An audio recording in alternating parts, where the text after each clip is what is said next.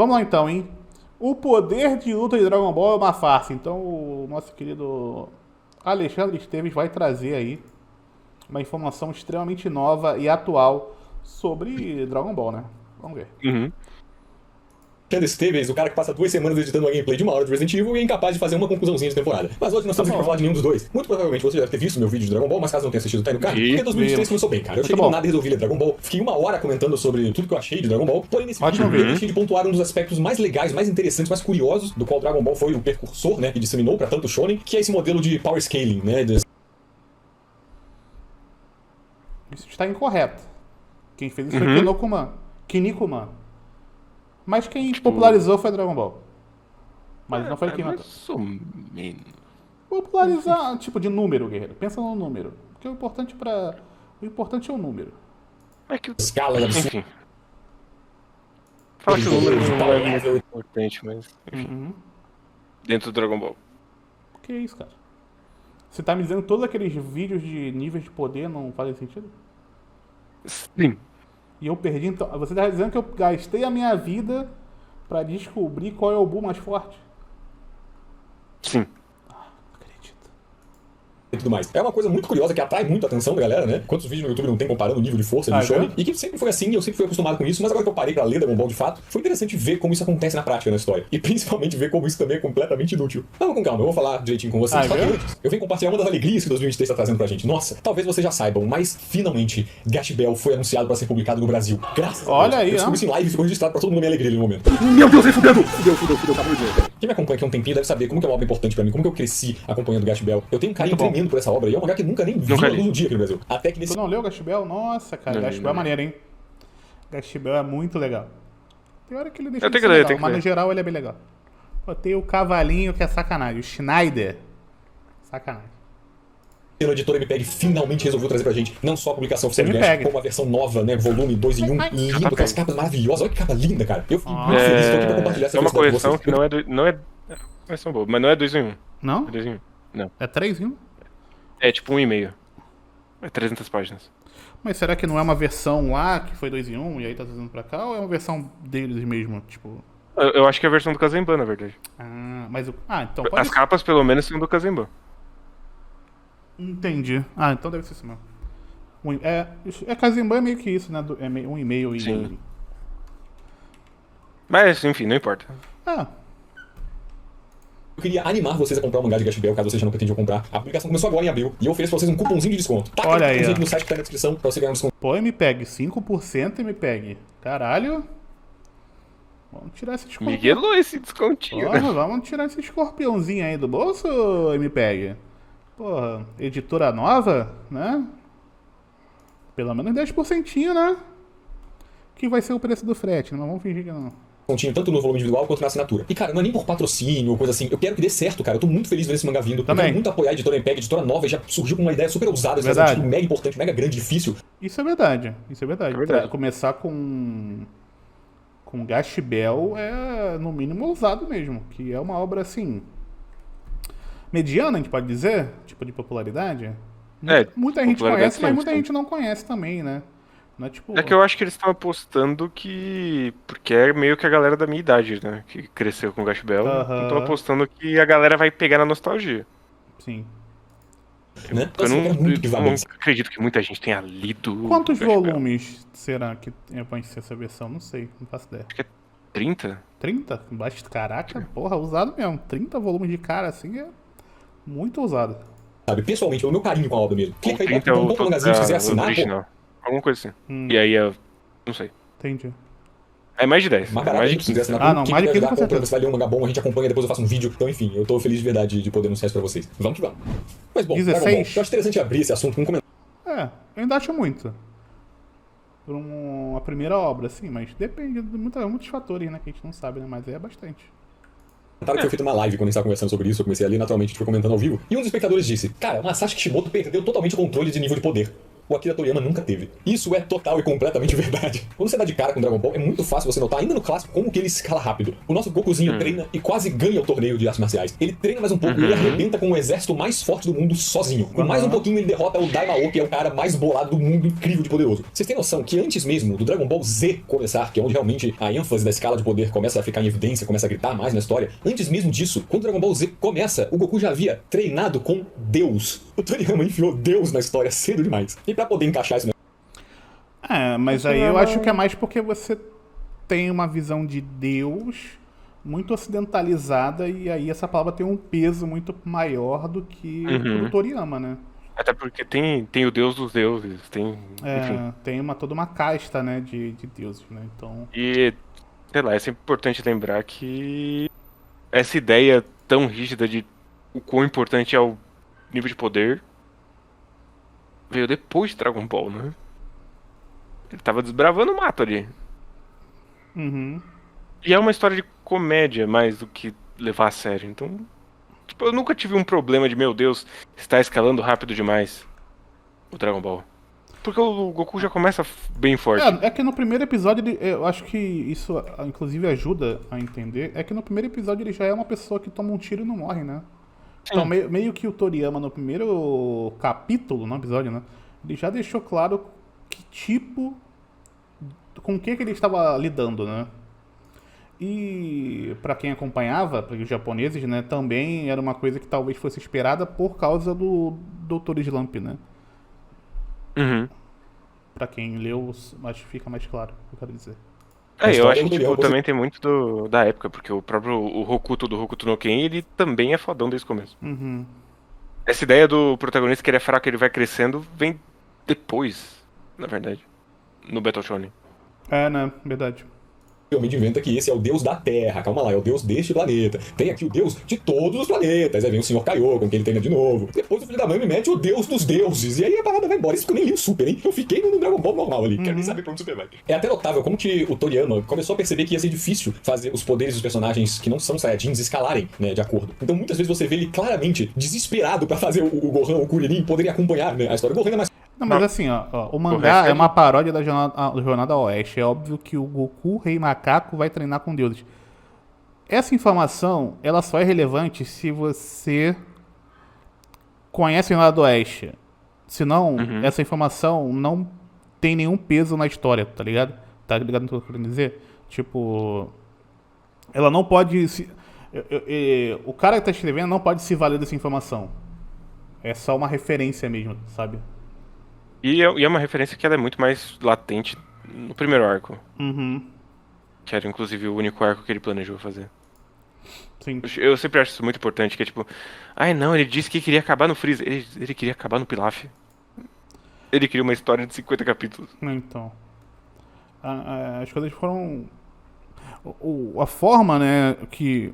É muito louco pensar que é um mangá de 84, 83... E hoje ainda tem uma lógica... muito parecida, né, que era, claro que eles passaram por um processo que foi, eles que meio que foram os responsáveis por essas histórias gigantescas, mas eles não foram, não os responsáveis, eles foram as pessoas que viveram isso, mas eles não foram os responsáveis por isso, né, tipo, no sentido de que não foram eles que decidiram, né, eles foram levados a isso. E aí a gente passou por um bom tempo que o grande sonho das pessoas era fazer essas obras gigantescas, e hoje a gente tá meio que dando um passo atrás, que as pessoas, tipo, eu quero fazer uma obra mais ou menos, mas eu não quero ficar a minha vida inteira fazendo isso. Então, tem um movimento meio louco dentro mas a maneira, eu acho que os editores enxergam a coisa ainda é muito parecida, né? É muito doido pensar um pouco por esse lado. Enfim, vamos lá.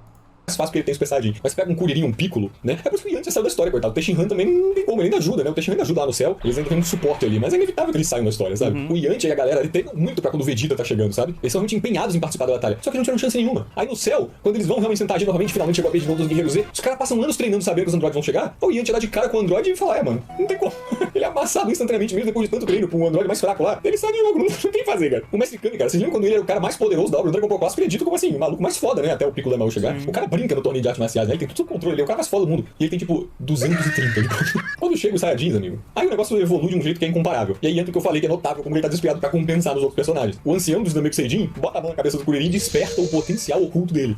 Foda-se. Porque tu vai comparar com o potencial infinito do Saiyajin, não tem espaço pro Kuririn, cara, pros outros personagens. Pelo menos ele foi sincero nisso e tirou o Yanti dos outros da jogada. Ele admitiu isso, né? O Piccolo, como é Namekusei, ele ainda tem umas artimanhas, ele consegue inventar umas paradas. Que a raça deles é toda excêntrica, né? Eu acho que não é exatamente a questão por causa do poder, né? Ele ter retirado os personagens, né?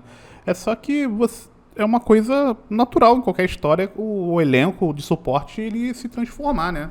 Ou os personagens perderem a importância que eles têm pra determinado desenvolvimento, porque as pessoas esquecem que o Yantia foi muito importante no início de Dragon Ball, né? E, tipo, no final das contas, o Yantia ele tem um arco fechado ali, que ele depois vai virar autista.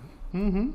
E, tipo, ele tá reclamando disso, mas na verdade eu acho que é o contrário. Eu acho que é algum controle de nível de poder de não tentar fingir que existe uma equiparicidade entre a galera e o Goku. Que não tem. Então, acho que inclusive faz mais sentido trocar o elenco de apoio.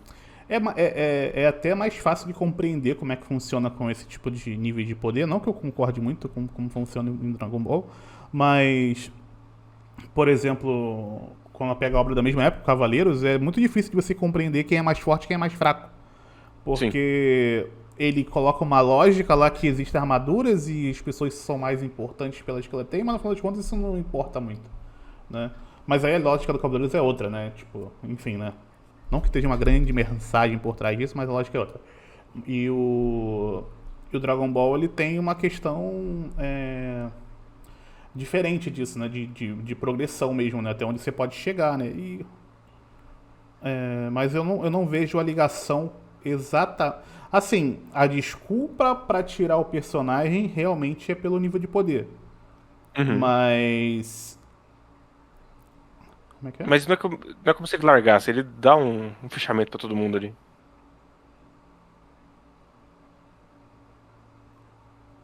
Faleceu? Não, eu tô lendo o comentário. Tipo, tudo certo. O elenco perder parte da importância. Ou não serem inseridos onde não cabia. Mas aí que tá. Dragon Ball parece criar plots que simplesmente gostam de inviabilizar qualquer outro que não seja o Goku e Vegeta de lidarem com a situação. Toda a história é assim, Rex.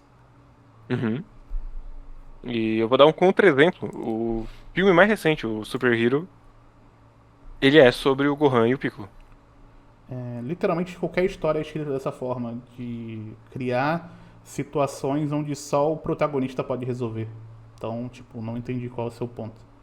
Não entendi se foi uma crítica ou se foi só uma constatação. Não entendi. É porque texto é difícil de saber qual é a intenção, né? Foda. É cheio de truque esquisito, ele se funde com o Neil. O Piccolo se funde com o Neil e fica forte pra cacete. Depois ele finalmente se junta, né? Se une novamente com o Kami-sama. E aí pronto, ele fica picoroso da obra por um momento também, né? Então assim, ele tem que ir compensando nos outros personagens o nível de força pra dar uma desculpa de que eles estão poderosos ainda pra poder batalhar no nível da galera, né? Saiyajin ali. Mas aí é que vem o ponto desse vídeo. Essa foi a parte que... Não, isso eu concordo. Esses artifícios que foram criados pra ter uma disparidade, mas pra não ser ridículo. Isso eu concordo. Eu acho que o Alexandre tem razão nisso. Não, ele tem. E, tipo, acho que isso vem muito do negócio que é feito no Dragon Ball, que depois vai mudar com o Kenshin, que é... Os vilões do Dragon Ball, eles são um cara só. Então não tem o cara pro Vegeta enfrentar, o cara pro Piccolo enfrentar, o cara pro Kuririn. Verdade. Tem só um cara. Então acaba ficando mais complicado.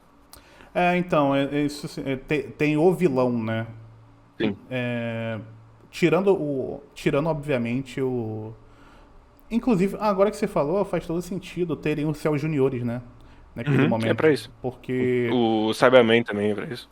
Porque o Cyberman também, né? Mas ele lá no arco do Freeza, ele fez muito bem com as... Porque ele foi fazendo por níveis, né? Teve o Dodoria, que ele não tinha um nível pra ganhar, mas ele também não era tão apelão assim. Eles tinham como ter uns subterfúgios pra conseguir lidar com ele. Aí eles aumentaram o poder, aí eles conseguiram lutar contra as forças especiais de Neo de alguma forma. Por mais que eles não tinham como vencer também, isso é um ponto importante, né? eles não venceram ninguém das Forças Especiais Ginyu, o Gohan e o Kuririn, né? Só quando chegou lá o Goku que realmente as coisas viraram. E teve o Zarbor, que foi o cara que foi o pulo do gato ali pro Vegeta, né? Mas é verdade, aí por um bom tempo ele não fez isso durante o Arco do Céu, porque não precisava. E aí, pra todo mundo não ficar só olhando a luta até o final, ele colocou os Céus Juniores, mas não da mesma forma que... Assim, é parecido, mas não é igual, né? Porque os Céus Juniores não foi pra mostrar que eles iam lutar, né? Foi mais com o objetivo de fazer o Gohan mudar, né? Tipo, quando foi lá o Saibaman, por exemplo, tinha um objetivo deles lutarem, de verdade. Tanto que eles vencem os Saibaman. Tirando o Yantia que morre porque o cara se suicida lá, né? Mas eles conseguem lutar. E dá alguma luta lá na parte das Forças Especiais Ginyu, né? Mas ali já era uma outra versão. Mas eu acho que você pode olhar, inclusive é interessante pensar por esse lado, que você pode olhar progressivamente que Dragon Ball, a forma de Dragon Ball, ela meio que se desgastou dentro do próprio Dragon Ball. Tipo, não tem muito pra onde ir. Tanto que é o desastre que é a saga do Majin Buu, né? Porque, tipo, não tinha mais pra onde ir nessa questão. E o Dragon Ball Super é o ápice disso, né? Tipo, é a coisa mais oca. É a coisa completamente vazia, né? Que se perde completamente só em números mesmo, né? É bizarro.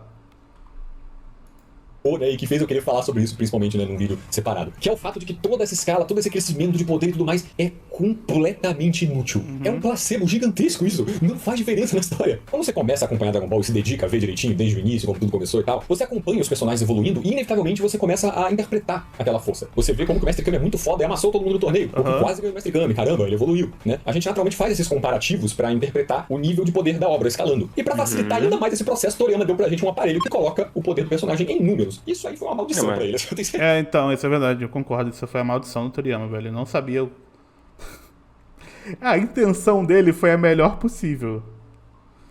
A intenção dele foi, tipo, apresentar que os alienígenas não compreendem a forma que os humanos são. Porque isso é a grande coisa do Dragon Ball, né? Sim. Mas ele acabou criando um problema pra ele. Quando você coloca número nas coisas, fudeu, né? É bizarro. Mas isso é usado em um arco, né? Sim, mas é o suficiente, né? Pra sempre, né? Se você colocou um número...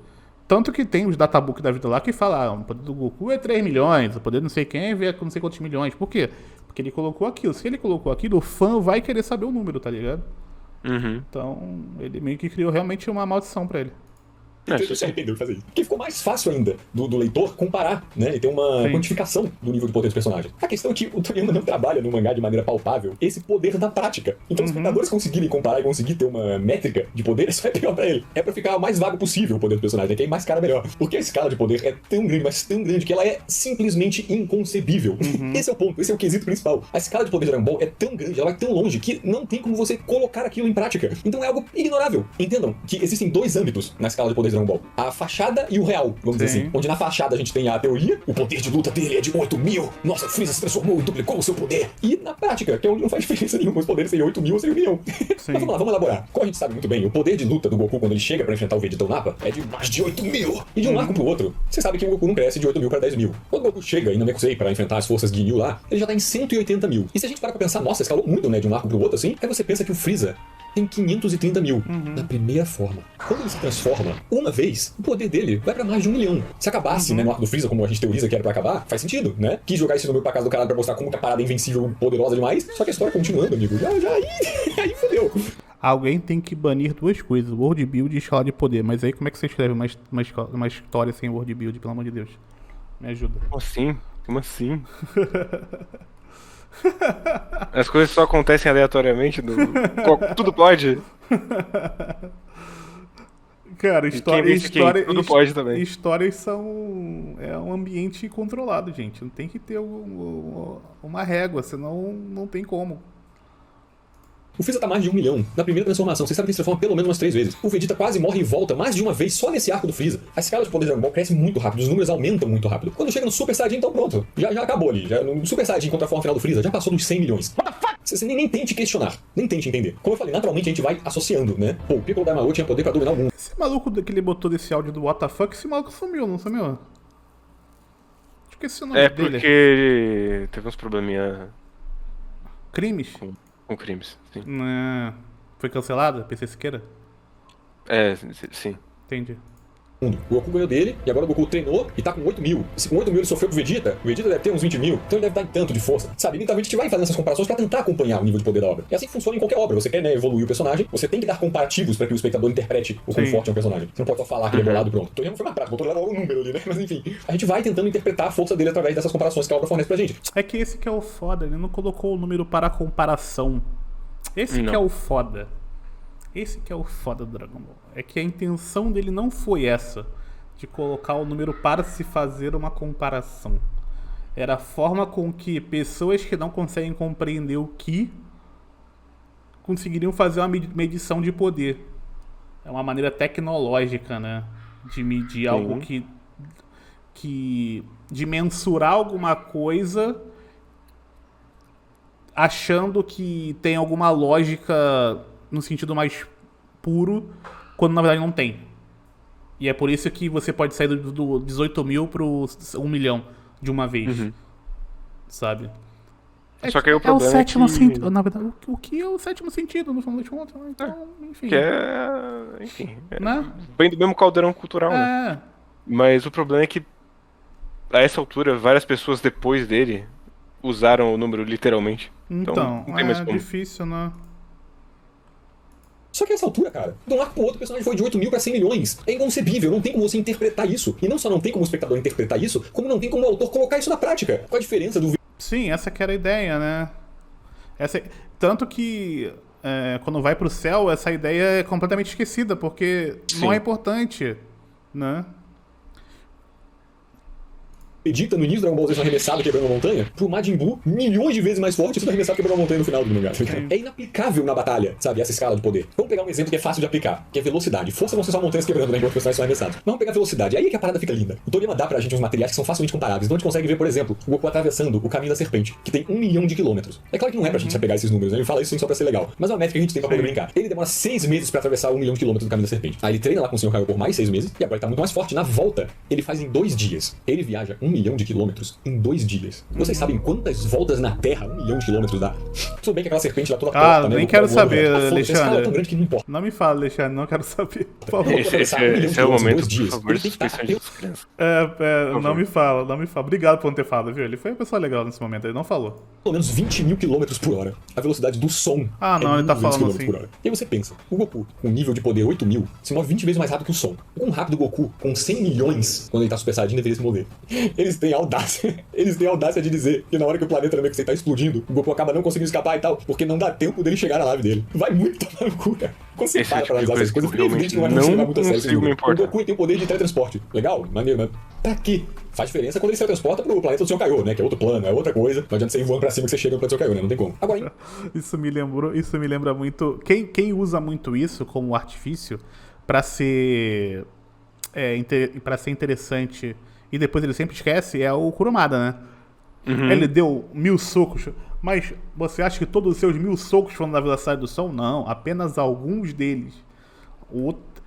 Apenas alguns socos passaram de 1200. Esse aqui foi 900, esse aqui foi 800, e esse aqui eu consegui enxergar. Então calma aí, pera lá. Ligado? Ele usa mais essa parada, né? Essas informações são muito... são bem marcantes, né, no Cavaleiros, né? O Dragon Ball não tem tanto disso. Às vezes ele cita e provou que é melhor não citar, né? Porque vai criar um problema para as pessoas. Vai criar um problema para você mesmo. Eu não sei se na verdade é um problema. No final das contas, você quer que as pessoas debatam o seu produto para sempre. Se ele colocou o número, as pessoas estão discutindo até hoje sobre o número, tá ligado? Então talvez ele foi o gênio. Então até hoje você abrir hoje o YouTube, botar nível de poder, provavelmente vai ter um vídeo que saiu hoje sobre nível de poder de Dragon Ball. Uma obra que acabou há 20 anos. Até mais, 30 anos talvez, se pá. 30. Então. Em batalha, o teletransporte é completamente inútil. Ele se teletransporta pra se locomover, né, de um lugar pro outro, no meio da luta, assim. Tem uma hora que ele vai dar o Kamehameha no céu, o pessoal fica, caralho, fudeu, se der o Kamehameha no chão, vai explodir a Terra. Muito foda Pelo menos essa vocês consideram, né, que agora o Kamehameha pode destruir a Terra. Só de soltar um Kamehameha, mesmo que não seja no chão, já devia explodir a Terra. 100 milhões de força, porra, vai tomar no cu. Mas enfim, tem uma hora que ele vai soltar o Kamehameha pra baixo, e aí a gag é que ele se teletransporta pra trás do céu e usa Muito pra cima o foda Kamehameha essa pra poder acertar pelas costas. E todo mundo fica impressionado, nossa, ele se teletransportou, Peraí. cara, todo mundo. Isso não é uma gag.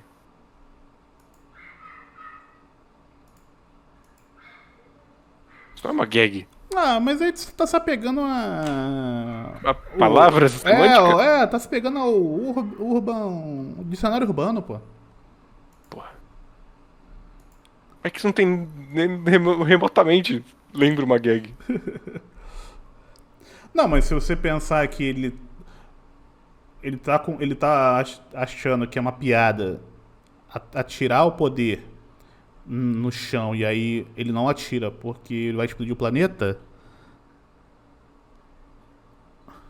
Enfim. Não. O mundo tá vendo aquela luta ali, o céu principalmente tá participando. Como que isso é surpreendente? Como que o teletransporte é surpreendente, cara? A velocidade dos caras é tão absurda que se o cara se locomove manualmente ou se ele usa o teletransporte, tanto faz. Foda-se o teletransporte, tá ligado? Então assim, basicamente ao ler Dragon Ball, ao consumir Dragon Ball, você não pode se apegar. Não, mas faz sentido. Ele tá falando tudo isso pra dizer que nível de poder não importa. E aí é realmente isso. Sim. Essas coisas, tá ligado? É um negócio claramente assim, pra você não me levar muito a sério. Porque é completamente ridículo o céu.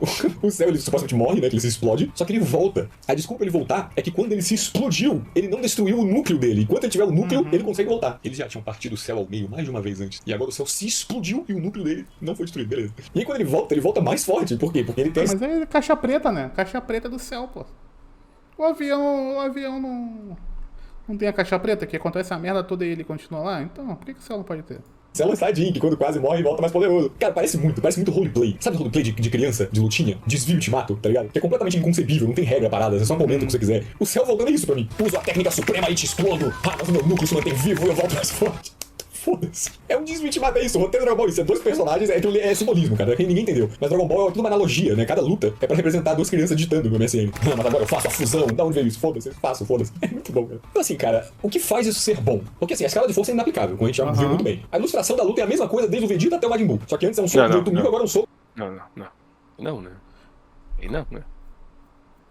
Aí você tá brincando, né? Não, mas calma. O que ele tá querendo dizer... Calma. Vamos tentar entender. O que ele tá querendo dizer é que a forma como eles lutam... Não estamos falando de linguagem de quadrinho, tá? A forma como eles lutam é tipo, o cara toma um socão e ele voa porque eles são muito fortes. A resposta é sim. Isso acontece. Como acontece em qualquer história. Quando as pessoas são muito fortes. Você não troca a... Eu não me lembro de nenhum lugar, pelo menos, que o jeito de lutar muda. Até porque você tem que criar uma lógica interna. E se você ficar trocando a forma como os personagens lutam, mas você está trocando a lógica interna da história, né? E que é uma coisa que vai acabar afastando o leitor, né? Mais do que sendo chamativo. Então... Não, Jojo, ele só adicionou outro poder, Raimundo, pelo amor de Deus. Até o que eu não li que eu sei. Não, Raimundo. Todas as partes têm coisa interna, eles não trocam um poder no meio da parte. E... Jojo não é uma história só, né? Não. Ele tem várias histórias, né? Então, não. E mesmo se fosse Jojo, ele seria uma. O hack? Não, ele dá soco, né? Não. O Luffy ele não para de dar soco porque ele tem o hack. O hack, na verdade, é facilitação, né? O hack é um problema, não é uma mudança de lógica. O hack é uma solução que foi criada pra... Eu criei uns caras que viram literalmente... O tem o poder do fogo, ele vira o fogo. Como é que um cara vai dar um...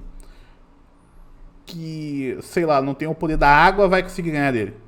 Ele tem que ter um subterfúgio aqui geral que resolva esse problema. E aí foi criado o hack pra isso. Pra que qualquer personagem pudesse ter alguma chance. Mas enfim, a luta... Essas lutas que ele citou, todas elas são bem diferentes, na verdade. A luta do Vegeta, que começa com todo mundo lutando contra o Vegeta e depois chega o Goku. Então, é diferente da luta dele contra o Freeza, que é uma luta mais tática até ele virar a terceira forma. É diferente da luta contra o Cell, que é uma luta do Gohan. Então, tipo, não é a mesma coisa. Eu acho que não é a sacada genial, Jandai. Na verdade, é uma sacada bem simples a do Oda. Sacada genial é ele fazer o maluco lutar contra o maluco do raio e ele ser de borracha e dar um socão no cara. Ou então ele lutar contra o cara da areia e ele usar o sangue. Isso é genial. Agora, você criar um subterfúgio é porque a sua história entrou num nível que você não estava esperando. Claramente é uma adaptação, porque as histórias são muito vivas, né, na forma de produzir lá no Japão, na Shonen Jump. Então você vai se adaptando conforme as coisas estão acontecendo. Você não tem tanto tempo, tipo, você não faz um lastro tão grande assim, né? Principalmente naquela época, né? E o One Piece claramente não é uma obra que foi pensada pra ter o tamanho que ela tem hoje, né? Então, até porque é impossível fazer isso. Na forma de publicação que é feita, né? Então, ele teve que seguir ele teve que ir se adaptando, né? E aí, em algum momento ele chegou, ele já tava gigantesco, o hack não veio do nada. Tipo assim, ele não veio cedo, ele veio, porra, já que capítulo que é o hack? 60 volumes. Então, ele veio muito na frente. Então foi uma hora de resolver o problema. Sim. É uma questão diferente. Fala. Só um comentário do Janderson, que é tipo... Sim, eu sei que é isso que ele tá dizendo, mas isso é reduzir tanto que qualquer história cabe nisso, qualquer história de ação cabe nisso. Sim, é isso que a gente tá comentando, né? Tipo, sim, ele segue a lógica que ele tem. Tipo, a gente brinca muito do Kurumada, que é o só o soco pra cima. Mas toda a história tem de mangá, ele vai ter esse tipo de questão, né? O Midoriya, no final, ele vai dar um socão no cara porque ele tem a habilidade dele, né? O Berserk, no final, o Guts vai usar a espadona. Isso aí não quer dizer muita coisa, né? né? 40. Não. O problema do Kurumada não é o socão pra cima, é que é literalmente a mesma coreografia sempre. Tem gente que defende que o hack estava desde Skype. Não, isso é burrice mesmo, Vitor. É porque as pessoas não conseguem compreender que ele não cria do éter o hack. Ele se apropria de coisas que ele mesmo tinha criado anteriormente. Sim. Tá ligado? Não é muito difícil. Assim, eu preciso trazer uma revelação. Duas. A primeira é que One Piece é uma história. Isso é uma coisa que as pessoas não sabem. Às vezes, parece que eles acham que a gente tá vendo um outro universo de verdade que existe. Sim. E a segunda é que se tem alguém que leu One Piece, é o Oda, que ele escreveu One Piece. Então, pois é. Então ele sabe o que ele colocou e ele pode puxar de volta. Beleza, aí tipo, ele tá falando da lógica interna e eu concordo que é assim, mas eu realmente não sei se ele tá falando que isso é um problema ou não. Eu nem sei se... Talvez ele tá falando que nem é um problema, né? Tipo, só tá exemplificando como é que funciona. Vamos ver. De 200 milhões. Mas na prática, foda-se, né? Então a forma como eu enxergo isso, eu acho legal desse jeito. E a forma como eu enxergo, pra achar legal, é que simplesmente o poder de batalha, como eu comentei, é algo que você não leva a sério, o negócio tá por cima ali, só pra fazer a gag, porque Dragon Ball tem esse formato, né, de funcionar, de ter um oponente mais forte, treina muito, volta muito mais poderoso, e agora treina muito, volta com poder. Eu acho que ele usa gag como uma palavra bem coringona mesmo, guerreiro, tá ligado? Então ele usa errado. Não, mas dá pra entender o que ele tá querendo dizer como gag, né? Tipo, uma coisa que se repete. Vamos dizer assim. Pra quê? Sei lá, às vezes a gente usa a palavra coca. Por que a gente usa coca, né? Não sei. É mais poderoso ainda, é divertido isso, mas na aplicabilidade da batalha isso é completamente inconcebível, né? Os números, a escala não é real, entende? Não é uma métrica correta. E na prática, o que deixa a luta legal é a criatividade. Isso é um negócio que não mudou desde o Dragon Ball clássico. Sempre foi assim. A graça da batalha não é o fato de ele estar dando um soco mais forte agora, porque não faz diferença isso. A graça é a criatividade de como a batalha se sucede. Viu? É isso, concordo. Isso é muito mais poderoso que o Goku e o Piccolo. Tem uma tramóia ali que o Goku se sacrifica pra poder levar ele junto. O Goku morre no primeiro momento do Dragon Ball Z. Porra, legal, tá ligado? O herói se sacrificar logo de início. O Vegeta é muito mais forte que os homens do Freeza. Mas é interessante porque ele só ganha deles, ele supera os homens do Freeza usando o que ele aprendeu na Terra, né? Ele voltou mais forte, a gente viu ele tendo uma experiência na Terra e a gente agora vê ele aplicando isso na prática e se sobressaindo sobre o oponente que antes era mais forte. Vai lutar contra o Cell. Pô, tem toda a temática do Gohan ali, né? Eu comentei melhor lá no outro vídeo, pô, cheio de coisa legal. Nuance ali com o Piccolo, o Gohan não quer matar. O Kamehameha final, o Kamehameha de uma mão só, com o Goku junto ali, mó bonito. Pô, você podia ter sido assim no seu vídeo de 1 hora. Tu falou com a má vontade da saga do céu no vídeo? Então o que define a batalha não é a escala de poder. A escala de poder tá ali por cima, pra dar a graça, né? Pra dar a funcionalidade da gag. Mas na prática tem que haver uma funcionalidade na batalha. Tem que haver fatores que façam aquilo ser interessante e convencer a gente de que um personagem ganha do outro, né? Então Dragon Ball ele consegue se sustentar muito bem, né? Com os dois lados, né? Balanceando o porra louca, né? O divertidão, o maluquice do caralho, de nível de poder absurdo, ao mesmo tempo com batalhas que são interessantes, que tem coisas, tem sustentos, né? Pra entregar coisas legais pra gente, coisas bacanas de se ver. Até o final, né? Que aí vocês viram meu vídeo, vocês notaram que eu odiei muito aquele final. Até essa questão do poder de luta é estragada naquele final do Dragon Ball. Eu comentei, né? O negócio do Buu, o pessoal puxou meu orelha, que eu falei que o Kid Buu é mais forte, o pessoal, não, olha, o Kid Buu não é mais forte, ele é mais puto, mas ele é bem mais fraco que os outros Buu. E eu falei, porra, mano, eu achei que era ridículo o Goku ter conseguido tancar o Buu mais forte, mas o Buu nem era mais forte. Então o Goku tava tendo problema com o Buu que era mais fraco do que o Buu que ele já derrotaria antes, que é o Buu gordo. Não, mas é porque o Super Saiyajin 3 morto é mais forte que o Super Saiyajin 3 vivo. Nossa, vai tomar no cu, mano, olha essa porra, velho. A gente sabe de uma escala de poder maneira, tá ligado? Que é descaralhado, é completamente descaralhado, mas é criativo, é divertido. Isso é uma merda mesmo, isso eu concordo. Esse negócio do Goku ser mais forte, porque, tipo, isso nunca foi uma questão do Dragon Ball. Tipo, o Goku, ele consegue concentrar mais poder porque ele tá morto. Esse outro final é horrível. É. Horrível. Mas a saga do Majin Buu é uma merda pra mim, então, tipo, acaba meio que foda-se, tá ligado? Mas realmente tem uma bosta isso. Tipo, ele é mais forte porque ele... Sim, eu entendi a lógica, mas é ruim mesmo. Você vê o Super Saiyajin, o treinamento da sala do tempo, treinamento não sei o quê. Chega no final, cara, é caótico. É tudo tão quebrado em tudo que não funciona nem a escala de força, né? A quantificação do poder, nem a temática ou alguma aplicabilidade. Então, esse é o ponto da saga do Buu ser ruim. Esse aí é o ponto. Agora você tá me convencendo. Porra, esse vídeo do Alexandre é muito melhor do que aquele outro que a gente viu, cara. De 1 hora, em 18 minutos. Caralho, muito melhor. Cortou. Falei que tem um terço do tempo. Então, tem um terço, é muito melhor. Legal, ele tá tudo cagado nesse final, meu Deus do céu, cara. Eu queria muito, na moral, eu queria muito poder chegar pro Akira Toriyama, apoiar meu braço no ombro dele e falar assim, porra, mano, tu tava de saco cheio de Dragon Ball no final, hein? Porque eu tenho certeza que a resposta... Sim, a resposta dele ia ser sim, com certeza. Ele com um copo de saquê na mão ia dizer sim. dele ia ser tipo, nossa, mano, puta merda, como eu queria acabar aquilo, mas ele pega um cigarro assim, né? Puta que pariu, cara. No primeiro momento que eles me deixaram acabar o negócio, eu fui e acabei do jeito que dava, mano. É notável pra ele publicar certinho. Esse final do Dragon Ball aí deve ter dado um trabalho pros youtubers que fazem vídeo de comparação de força, hein? Porra. É bom, gente. É isso aí, fica aqui mais um registro sobre Dragon Ball. Mas quem faz comparação de força tem que sofrer mesmo, Alexandre. Vou ter que mandar essa aqui. Quem assiste Dragon Ball, porra, pelo anime, sei lá, 400 episódios e no final o que ele consegue tirar, quem tem um nível de poder mais alto, ele tem que sofrer mesmo. Toriyama exclusivamente é um autor criativo, um autor que conseguiu conceber muita coisa diferente, né? A forma como ele faz batalha é muito legal. Toda essa questão de escala de poder, de voltar mais forte é bem divertido. Ele conseguiu criar um negócio né, facilmente cativante. Mas fica aqui que é engraçado você ver como que a maior referência que a gente tem em escala de poder, né? Que é Dragon Ball, é um placebo gigante. Todos os níveis de poder Dragon Ball são um placebo. Na prática é outra coisa. Curioso pra caramba descobrir isso em 2023. Mas enfim, gente. Talvez um dia eu faça um outro vídeo comentando sobre outra coisa. Eu tô vendo o anime tá bom, o anime é legal. Mas posso é isso aí. Acho que uma revelação pro Alexandre? Pode trazer. Toda a história é a mesma coisa, Alexandre. É um placebo em todas as histórias. Se ele precisar fazer o herói vencer, ele vai ter que fazer o herói vencer. Então.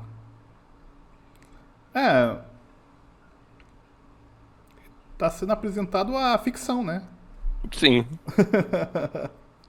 Mas é engraçado, tipo, essa experiência que ele tá tendo, eu acho uma experiência muito interessante de não ter acompanhado Dragon Ball e agora tá acompanhando hoje depois de tudo que ele já assistiu.